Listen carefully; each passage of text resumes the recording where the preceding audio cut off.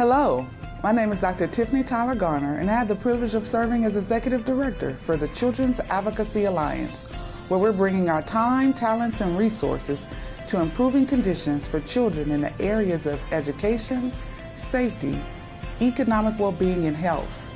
Today we're exploring foster care with Dashun Jackson and Vickie Wilson.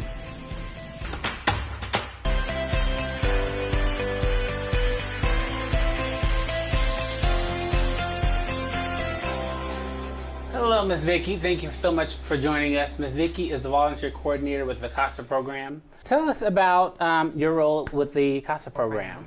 I essentially supervise a volunteer workforce that responds to the needs of children, specifically in protective custody and or foster care. So essentially, CASA volunteers play a primary role in two functions. One is that we look to well-being. The next is permanency. So our primary goal is to ensure timely permanency, and while the child is in protective custody, ensure that their well-being needs are being addressed. Very nice. So, CASA program, how is someone able to, how are kids referred over to CASA, or how do they get involved with CASA? Okay, so we exclusively serve children that are in protective custody and or foster care. So the first thing that will happen is that a condition and or a concern is brought to the attention of a child welfare agency. The child welfare agency gets involved. A judge will determine one way or the other if the case needs to stay open, if the child needs to stay in care. If the judge makes that decision, the child will stay in protective custody. Now there's a couple of things that need to happen. We need to set up the parameters and to discuss the conditions for return. What must happen in order for this child to go home? Is that the best option? And if it's not the best option, what are the other permanency options that will come into play? And I think that's the world that CASA volunteers live in. It's not black and white. It is not a 60-minute show that gets resolved with some superhuman person that solves all problems.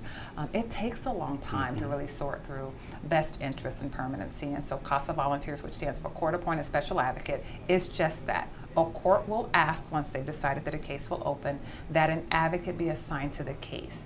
Typically, CASA volunteers represent one child or one sibling group at a time, and their goal is to stay with that case until permanency is achieved.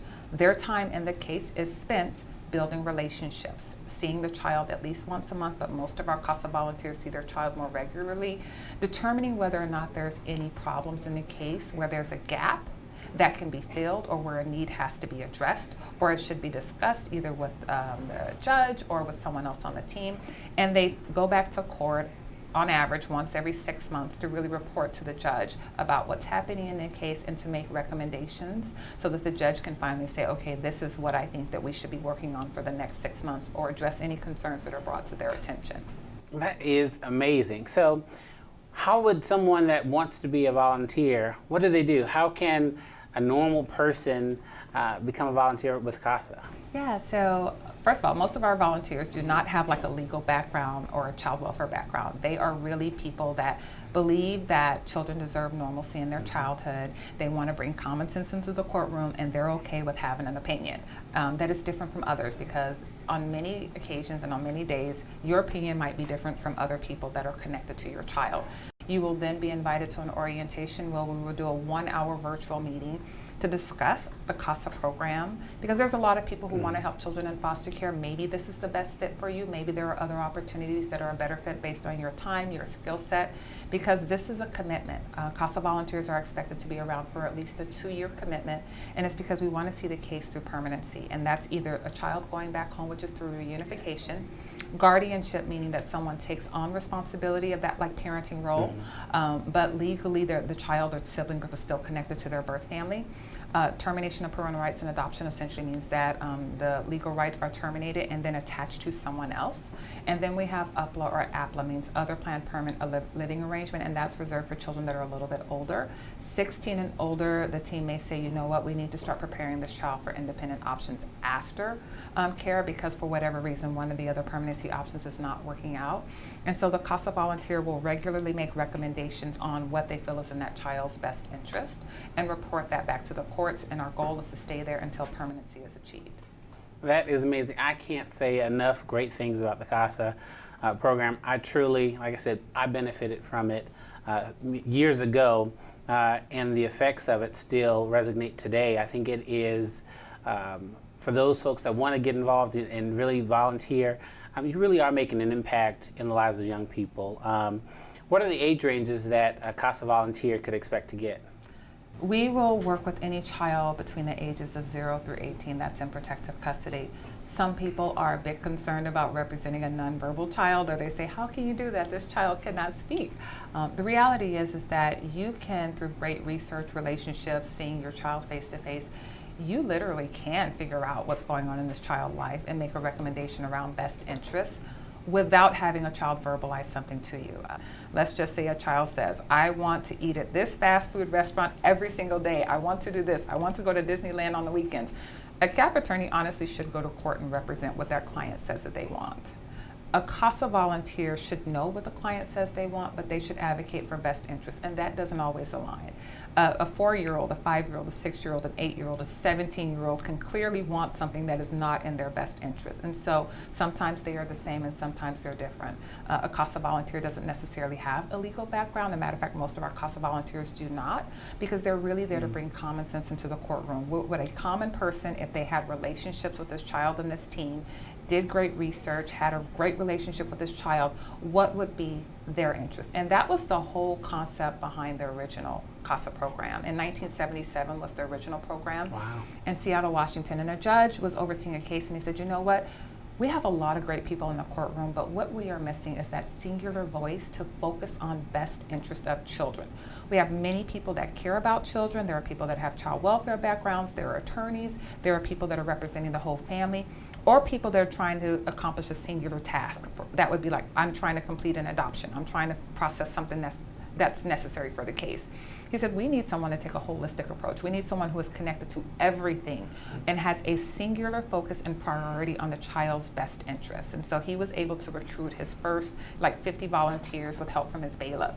And since 1977, we now have over 900 chapters across the nation. And we are lucky. We were early adapters to the CASA program. In 1980, Judge Mendoza started our program here. And he said, there's some great things going on. There's some advocates that are helping children, and we could use this extra voice, this extra set of eyes on this case. And since our original program from 1980 with the original 15 volunteers, we have nearly 370 today. That is nice growth, but the reality is, as you know, we have over 3,000 children in protective custody. When it comes to the need for volunteers, so there's two questions that I'm going to ask. The first being the need for volunteers. I know you said that there is, as we know, there's more than 3,000 youth that are in foster care in the state, but there's even a less amount of actual volunteers, and so there's not enough volunteers to represent every youth that are currently in the foster care system, right? That is correct. So we have to prioritize. We literally look at the cases because the judge essentially says, yes, I agree that a CASA volunteer should be on this case, and we get what's called a CASA order. And then from that, our department receives it, and our program receives it, but because we don't have a CASA volunteer assigned to it, essentially one of our supervisors will monitor that case, and she will bring it to our attention when a case could really benefit from that CASA volunteer. We also have graduations. That tends to be when we match the most amount of cases, because as you're going through training as a CASA volunteer, our team will select the case for you. So right now, I believe we have about 30 volunteers that will go through our next class. So when they graduate, there will be 30 separate cases if all of them move through the process, 30 separate cases that can be assigned to that class. And for cases, we either consider an individual child or a sibling group. That's great. So there's clearly a need. We definitely need folks to volunteer, and you can be anywhere in the rural areas. What I want to speak to now is your thoughts on some of the services that are needed for youth in foster care. So what do you see as being some of the greatest needs and services that foster youth need? That is a very big question. I believe that a lot of people, when they talk about services, they're looking for a single solution, or they hope that there'll be a single solution. Like, if we do this one thing, it'll solve all problems. The reality is that every case is situational, and even if our involvement is a very similar reason, when you peel back the layers of each case, there's likely going to be something that is unique and specific to that family. I mean, I can speak in general terms. If we had better mental health services, that would definitely assist with a lot of our families. If we had more substance abuse treatment services, that would be very helpful to many of our families.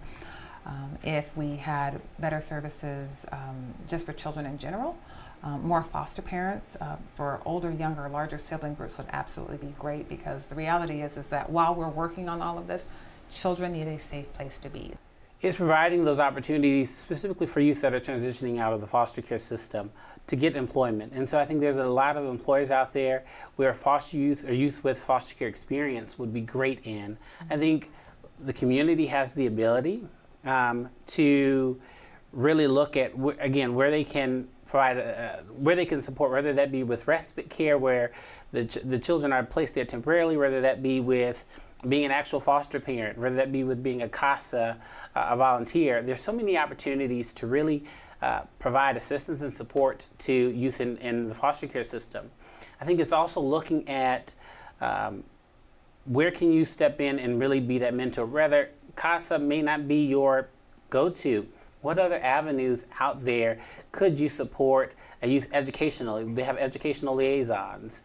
Where can you support youth when it comes to employment? One of the greatest things that I think I had was a foster dad that provided me with employment opportunities. He provided me with housing when I needed it. But he was also there and consistent. And I think as we start to look at how we can support youth and how we can support specifically youth transitioning out of the foster care system, mentors, because once youth age out of the system, and we're in a place where we're looking at extending foster care to the age of 21. But until we get to that point, even beyond that, how can folks step in and provide that mentorship, that one-on-one? And that's one of the things that I do like about CASA, is that they don't necessarily only end when the child turns 18, but there is some communication that happens even well after that, and some follow-up that happens to see how the youth are doing authentically. And I think that's one of the another important piece is the authentic engagement that CASA does bring to youth and to families. And so to connecting them also with resources. You mentioned the graduation, the class that you all have of new CASAs coming in. That's an important piece, and I think that's one piece that has to be highlighted, is that these are normal, regular people that are choosing to make a difference in the lives of foster youth, or youth in general, by just speaking up and being there and being present. One of the questions that I have is how are youth matched with a volunteer? So the initial decision will be made while the volunteer is in training. So there are multiple stages in which you will be asked as a CASA applicant, what is your desire? So you will be asked on the initial application, do you have any other volunteer experience? What are you thinking as far as your role as a CASA volunteer? When you go through training, you will be asked a few times, can you clarify, what do you think you'd be a great match for? So we talk about younger children, older children. We also talk about disposition and disabilities. And then our training coordinator, who's our lead, her name is Cheryl. She'll get to know you pretty well, because our training is about 30 hours of in-class, and then there's what we call road work that will be done outside of the classroom. So she'll get a sense of who you are. There's also an interview process where there are multiple people who will sit on your panel. We will likely discuss your childhood, your professional experience. So sometimes things just work out to where you're like, you know what, this person lives in Henderson, they're a retired teacher, they love soccer, we have this other kid who lives in Henderson, would love to play sports, this, that, the other. It's like, wow, that would be a great match. So sometimes we look at proximity, background, professional interests, social interests. There just may be a common connection between the CASA volunteer and the child that we say, hey, we think that they could relate to that. And so a lot of things go into that decision-making process when we decide to match the CASA volunteer with the first case. And then after that, the applicant, or who's now a CASA volunteer, has an opportunity to let their supervisor know when they're ready to consider another case. Usually most CASA volunteers will do it after their first case is open. One case closes, another case will open. One of the unfortunate pieces about a foster care system is that it teaches, in a sense, relationships that are being destroyed, but it doesn't teach about building relationships and maintaining relationships. And I think that's one of the unique pieces about the CASA program, is that it does have this component of building relationships and understanding that you can get the most work done when relationships are built. And I think as volunteers stay on and they get to know their youth and their young people, they're building and developing this amazing relationship. From time to time, I see my CASA, and we still have a good relationship. And so I think it's those beautiful pieces that really make an impact in the lives of young people. And so there's a need. And I know that this is a community that responds. I mean, I have been blessed to be a volunteer manager in 3 different capacities for this community. One of them being with American Red Cross. I was the volunteer manager during the 1 October incident. I also then was pulled over to assist the fire department with the COVID-19 response initially. And then I chose to be a part of CASA. And one thing I know about this community is that it's a community that cares. It cares about people, it cares about families, and it will respond. And so I think with CASA, a lot of people, I don't believe, are aware that this opportunity is here for people to be an advocate and to step up. I can't say enough. I cannot not say enough great things about the CASA program because, like I said, I benefited from it. I think it is phenomenal. I enjoy the folks that lead it because their hearts are there. There's passion in there. One of the things you mentioned was that you don't just quickly assign youth and to adults, volunteers. That's amazing. So you take time to actually make sure that there's a match that happens. Yeah, our ability to help children in foster care only extends as far as my ability to recruit volunteers that are willing to step up and be an advocate on behalf of this child. So I don't take lightly, because we ask as a program that you commit to at least a 2-year commitment. The reality is, as I mentioned earlier, a lot of our volunteers extend well past that as far as that relationship of being involved with that child. To include, some of our children go back home to their birth families and they are still connected to that child. Some children exit the foster care, some children are adopted, some children go into some type of guardianship arrangement. And so I don't take lightly that could be a lifelong relationship. I definitely want to highlight is there's 2 youth groups that youth are able to get involved in if they're in the foster care system. One is called Foster and Adopted Youth Together, commonly known as FATE. And they are Clark County's Foster Youth Advisory Board. So youth of any ages, really 10 plus, are able to get involved in this. This is a youth advocacy program group made up of current and former foster youth that have decided to come together, not only to have fun, which is the biggest piece of it, but also to make changes within the foster care system. Out of this group, part of this group came the Foster Care Bill of Rights, the Sibling Bill of Rights, and so it has done some amazing work. The other group is Nevada Life Youth Advisory Board, which is also it's the State Youth Advisory Board, and it is the same group made up of current and former foster youth that are making a change within the foster care system here in the state. And so definitely want to put those 2 out. And so youth that are able and wanting to get involved in those groups definitely can reach out to myself, to CAA, and we can connect you with those 2 youth groups. But I also want to see what are some of your call to actions. One question that I want to ask you is, can one person make a difference? CASA volunteers tend to be for children that stay in foster care a little bit longer. Research has shown that in many of those cases, the CASA volunteer has that longest relationship. I review CASA reports all the time. It is not uncommon to see a CASA volunteer have over 100 contacts within a 6-month period. Not exclusively with the child, it could be with the case manager, the attorney, the school, but on no other reports have I seen that level of contact. So when that one person is doing those things, it absolutely makes a difference to the well-being and permanency of a child in foster care. And as far as reaching out to the CASA program, you're always welcome to reach out 24 hours a day at casalasvegas.org. Again, that's casalasvegas.org.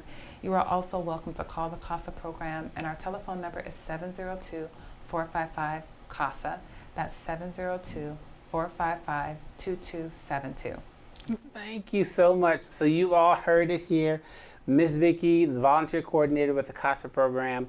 If you want to get involved, contact Ms. Vickie or contact CASA.org, and they will definitely be able to get you connected and get you connected with some youth. So thank you, Ms. Vickie, for joining us. Thank you so much for this opportunity. Thank you for joining our podcast. Please be sure to tune in to our next podcast, where we'll explore the state of education in Nevada.